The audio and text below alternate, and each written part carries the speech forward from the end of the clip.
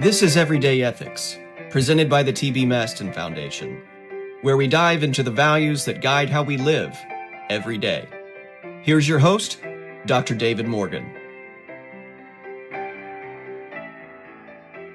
Hi, I'm David Morgan, Executive Director of the T.B. Maston Foundation. Welcome to Everyday Ethics, Episode 1.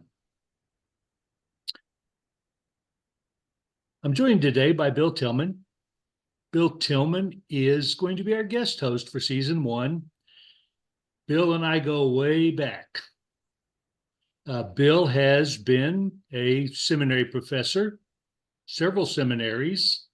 Bill has served at the ethics agency of a large Protestant denomination.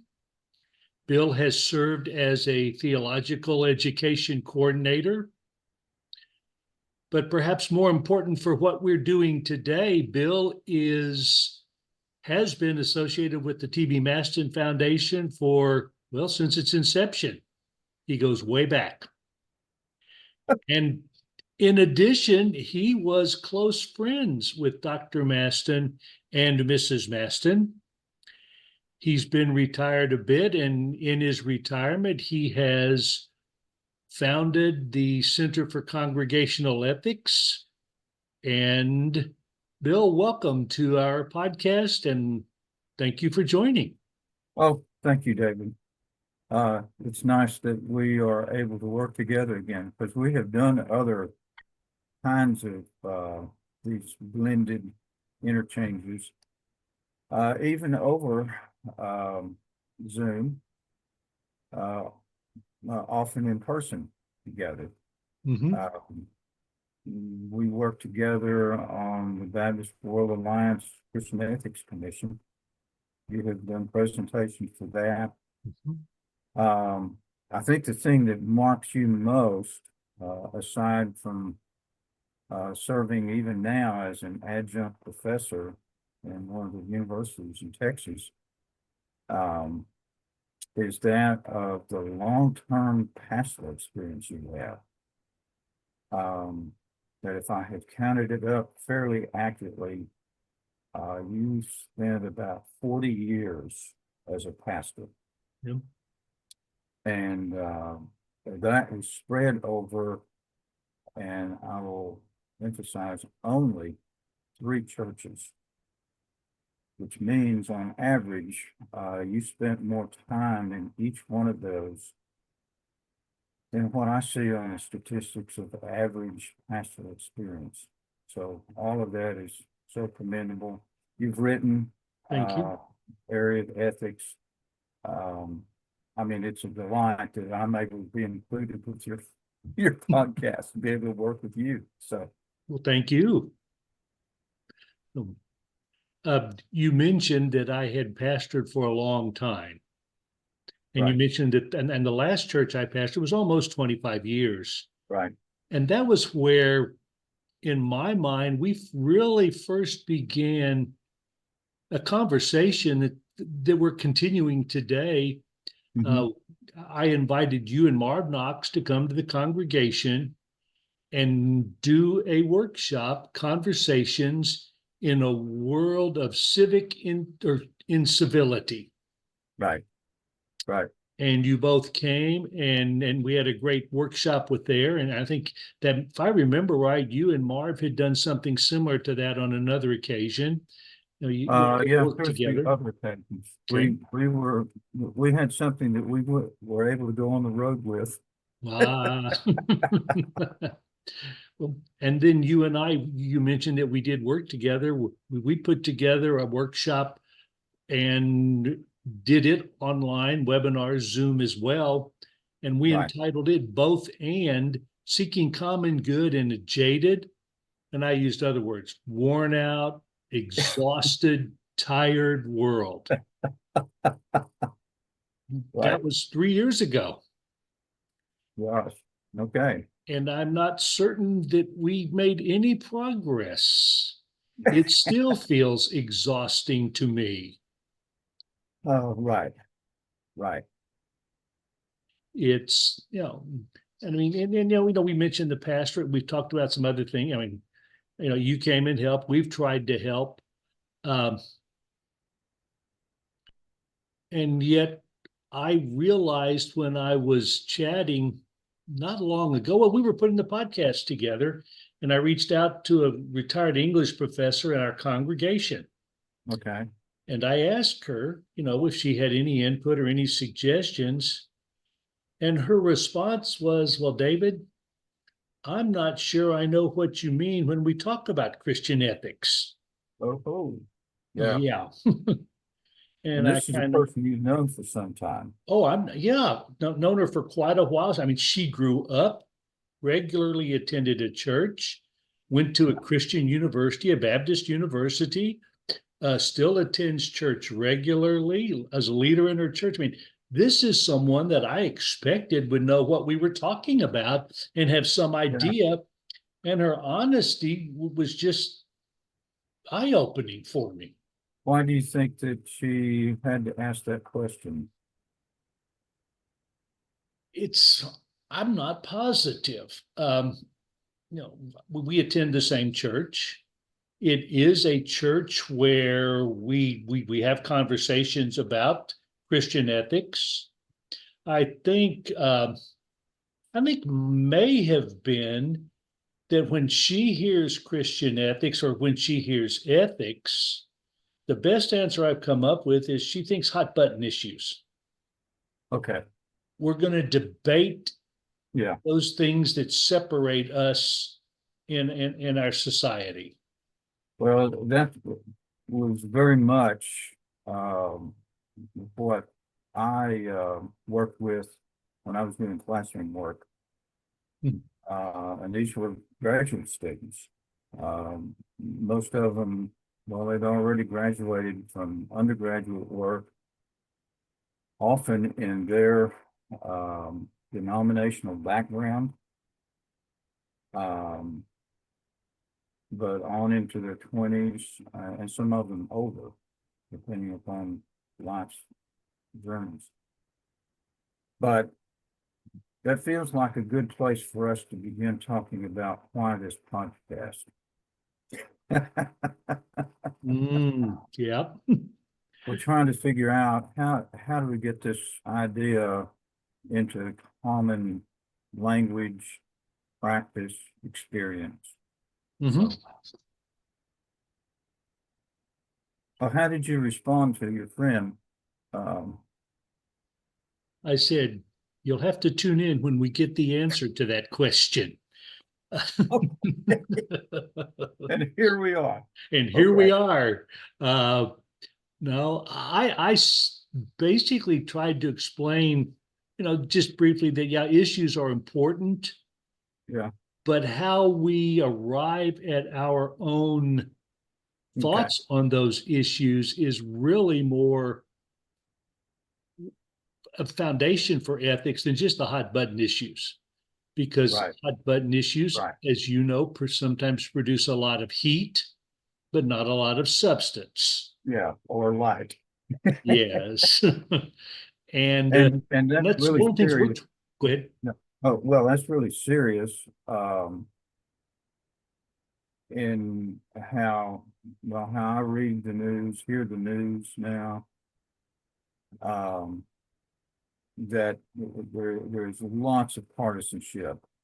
And it seems like conversations go quickly into the hot button issues. Mhm. And there's almost immediate division. And we're back to what you mentioned earlier, the incivility. I mean, people go into these kinds of arguments, debates. But as we were talking about forming this podcast, that was one of the points that I think we're going to try to develop. At the least, how do we talk about these things that impinge on us?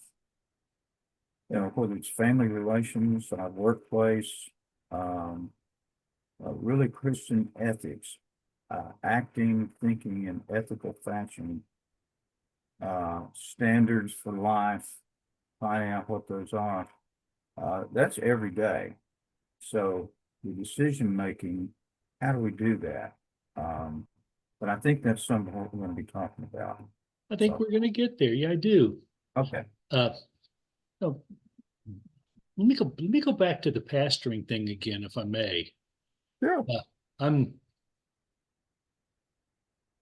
I re you know I remember being a pastor. I mean, I'm a trained ethicist like you are. Uh, you know, studied at the school where you taught for so many years, Sure. and went into the pastorate as an ethicist, and went into the pastorate as part of a denomination that really stressed the importance of growth and evangelism. Right. And so we have ethics and evangelism. And then people began to say things to me like, can you help me know what it means to be a Christian? I mean, I feel like I'm a Christian, but I'm at the same place I was years ago.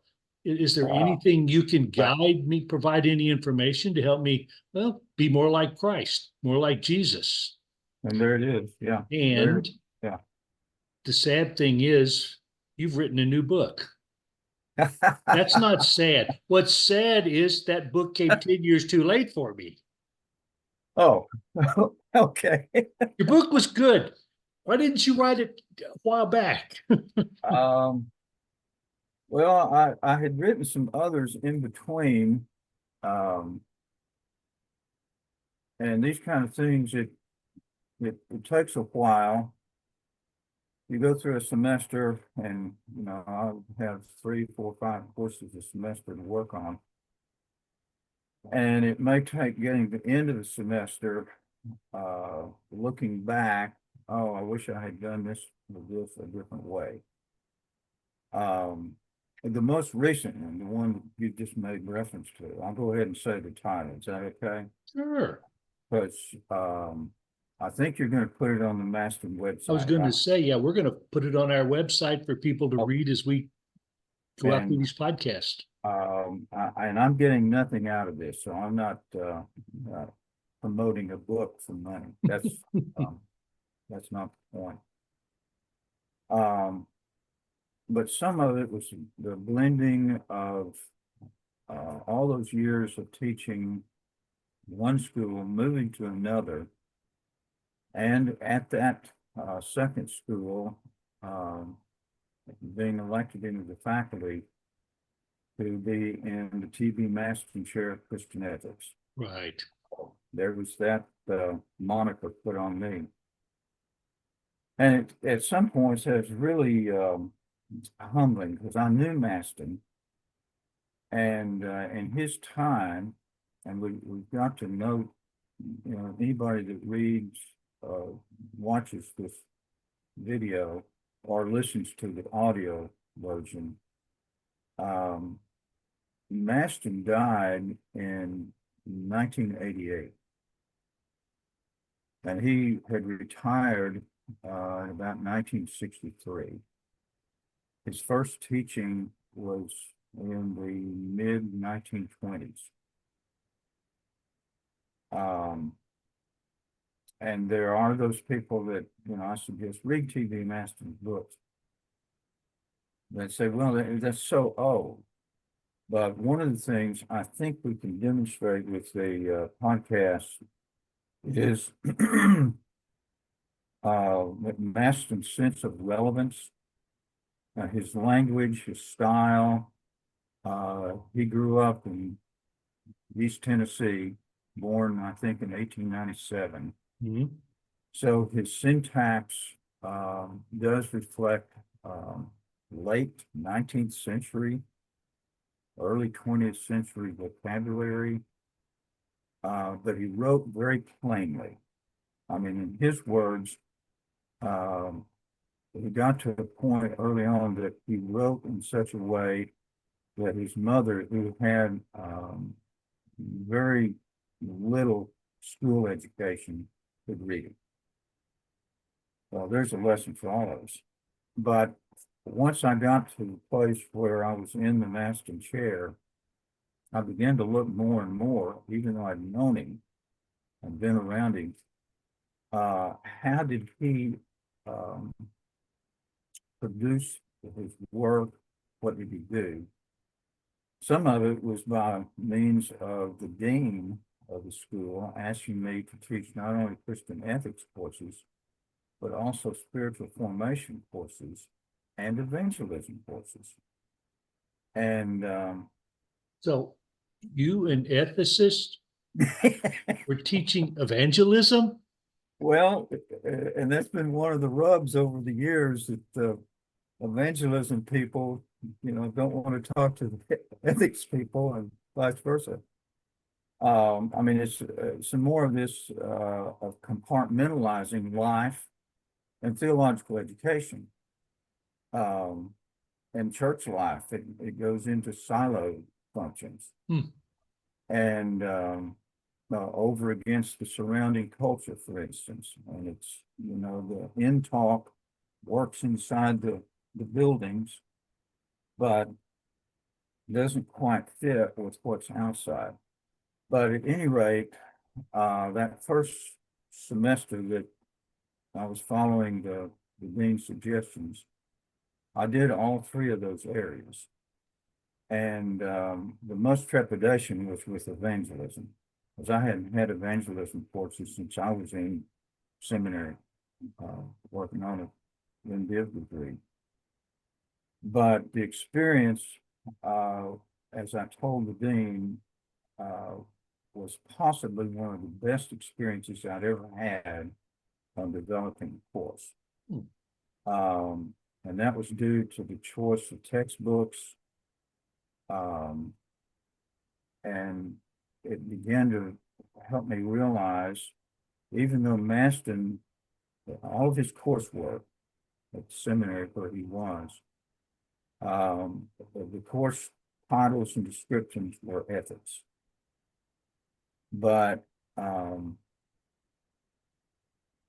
of that, he actually was teaching spiritual formation and evangelism. He knew through his own education and Bible study, and all of that was, the Bible was put together, these compartments didn't exist. Everything was integrated. Everything was interfaced. And so that really was the impetus to develop, now back to the book. I think it's called Triadic Ethics. Okay. An approach to Christian ethics, roughly. Right. And the triad approach, I mean, if you heard that, I said ethics, evangelism, spiritual formation. There are 3 points. And years ago, I was a high school teacher. And I learned back there, if you can draw things on the chalkboard and illustrate it in pretty simple language, students will get onto it and make the association. And that was part of what I started doing. I would draw a triangle, an equilateral triangle on the board, now in theological education, and start at one of the angles, one of the corners, and work through that to demonstrate that with an equilateral triangle, all the sides are equal, all the angles are equal. And that in a sense, no matter where you start, you will go to all the other points.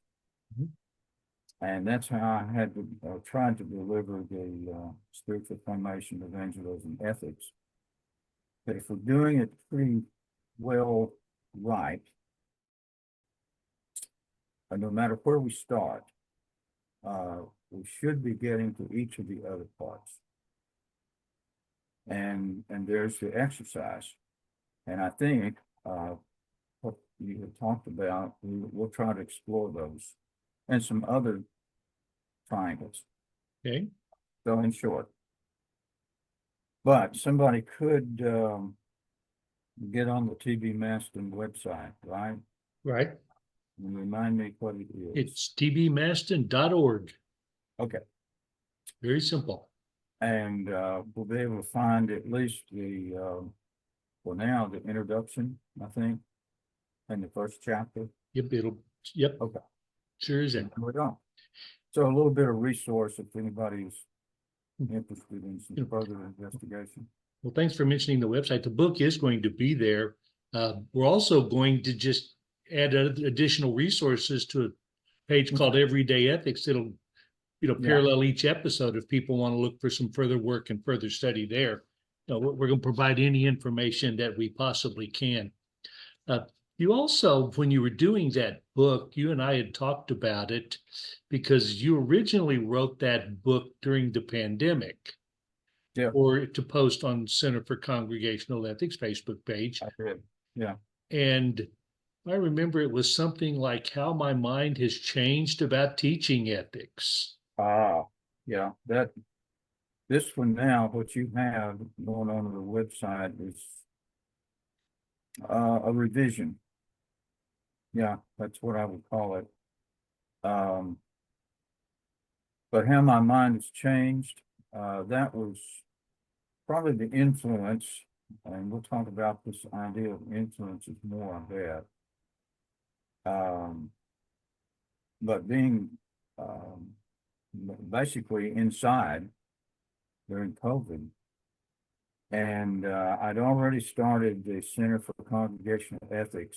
That was part of the function when Marv Knox and I came to you. Yeah. And did that workshop, and there were some others that we did as kind of an outreach from the center. But with COVID, there was no getting outside, going places as formerly. And so I began the practice of writing and posting about a chapter a week. Okay. And there were other books, but the idea, it really, I mean, we could go back to Charles Dickens and some of the others. And I'm not comparing my writing to Charles Dickens. But the style was that he would write a chapter of his novel at hand, and it would be published in the newspapers. And that's the way it was promoted. And so once a week, a chapter like out of the Triad book went out on Facebook. But the point of how my mind has changed, I think, again, the influence was the narrowness of worldview happened. And I found myself needing to be more introspective and thinking back how I had taught some courses and, oh, I should have gone this way. And now by that time I was looking at retirement, and honestly, I could be a little more transparent on how I publish this stuff. And it's not anything raw or crude, nothing like that, but exploring some ideas in ways that I had not done or been able to do in the institutions that I've worked in.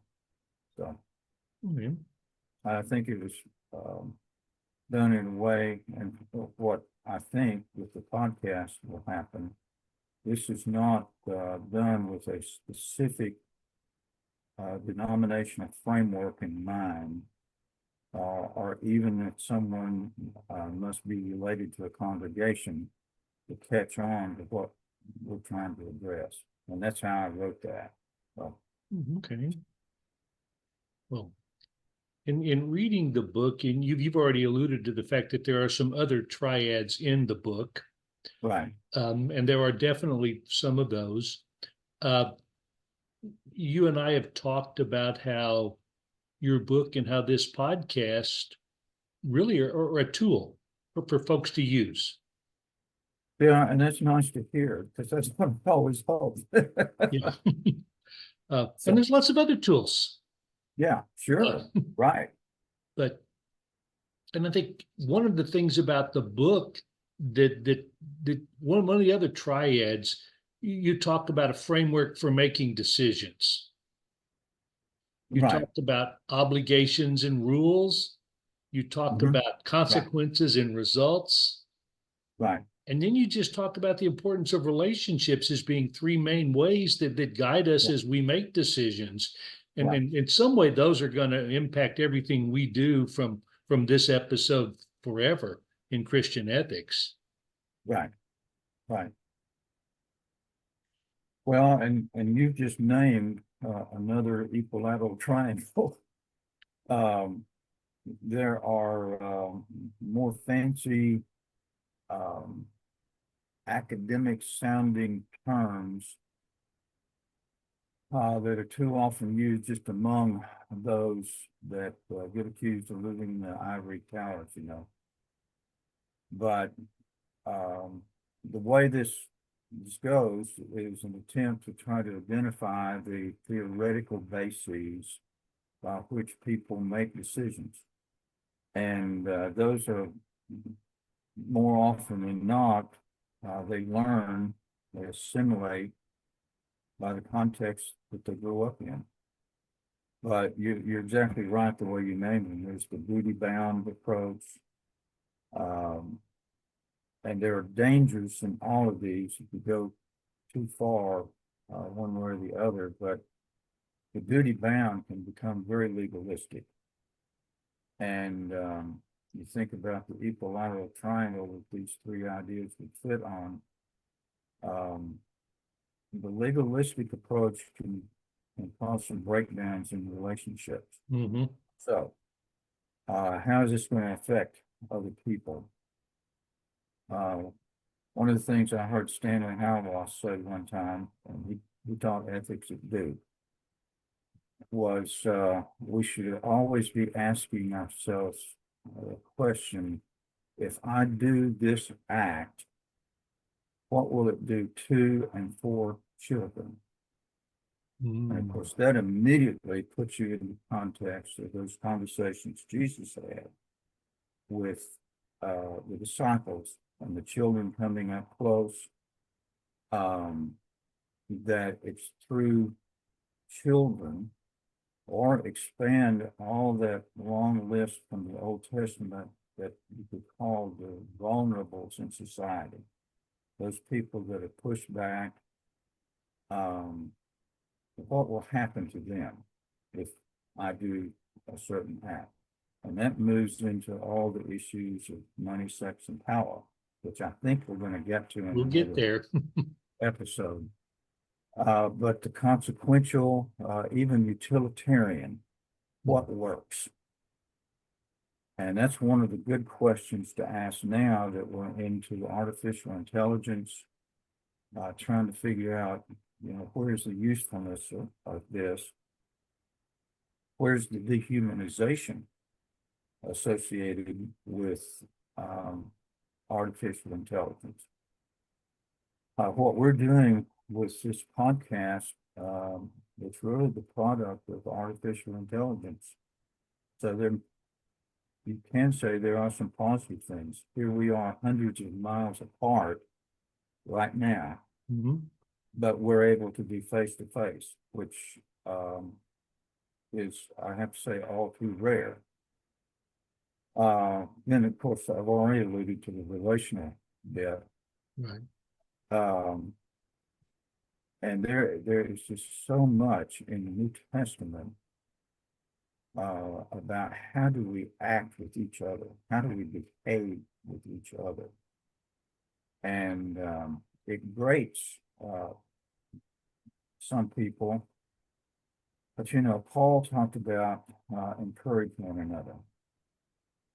And part of the workshop that Mark Knox and I did was trying to address incivility in society by means of that basic commandment that Jesus left, and Paul emphasized it, was to love one another. That appears dozens of times across the New Testament. And there are too many people that, well, that's just a weak way to deal with. But it takes a lot of courage to be able to love some people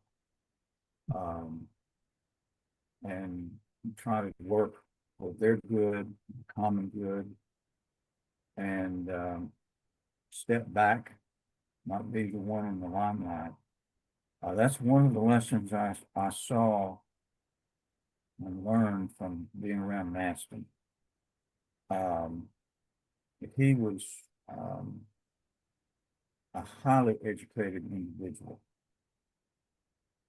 but you would never get that impression if you sat down and had a conversation with him. Right. You had a humble approach, very pleasant, very personable, always listening. And I think that's one of the tools for relational ethics. So, well, talking about Dr. Maston is always something that I enjoy. Did not know him well, but did have the opportunity to meet him on several occasions. I am aware, as we've talked about the struggles in the world, we just talked about a jaded, topsy-turvy world earlier. His was just as topsy-turvy as ours, and he responded with courage, speaking to what at that time were hot button issues, and well, some of them still are. Right. And then one of the things that I remember from my time at seminary was that periodically they would do displays of and highlight some of the works of some of the faculty members and retired faculty members. And I remember the displays for him, at least one of them was several letters that he had received. Right. Oh, yeah. That used language that my parents would wash my mouth out with soap for using. And yet these were religious leaders sending him these scathing letters. Right. And what I remember about that, I don't remember all the details for the letters, but I remember, a common friend of ours who was writing a dissertation on Dr. Maston once asked Dr. Maston, how do you respond? And Dr. Maston's response was, well, you just have to love them. Yeah. And loving them is not easy. No. It grows out of, I'm not sure I could have loved them. But I'm not, but I don't think I am the human being that T.B. Maston was. This was a man, great teacher from what I hear. I knew him as a person who was humble, courageous, who was still relating to students even though he was retired. But that's who he was. Right. And I think next time we're going to talk about some of the things specifically that shape our character, shape who we are, and some of those would certainly have shaped him as well. Right. And I think maybe one of the ways that we could end today is just simply to remind folks that one of his books was Walk as He Walked. Right. And his approach was, as a Christian, we ought to walk as Jesus walked. Right. And I think that's our goal. I think that's what Maston exemplified. And we hope that you will join us next time as we explore those shapers in some detail. Right. That will be the topics then. So we'll see you then. And if we'll see those of you who are listening back in a couple of weeks. Thanks. Okay. Well, thank you, David. Well, thank you, Bill. We appreciate this. We'll do it again.